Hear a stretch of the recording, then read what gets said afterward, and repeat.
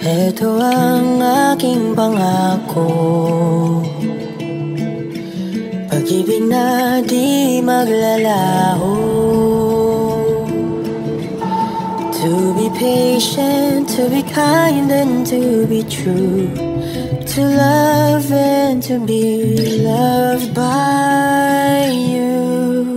Chika Minute, Donay Pangilinan, very proud sa girlfriend. Pinaulit-ulit niya daw, pinanood ang eksena ng nobya sa incognito. Ay napaka-sweet.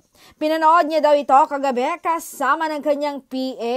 At ayon pa sa chika, pagkatapos daw ng eksena ng girlfriend ay tinawagan daw niya agad ito. At kinongrats dahil sa galing niya sa aktingan.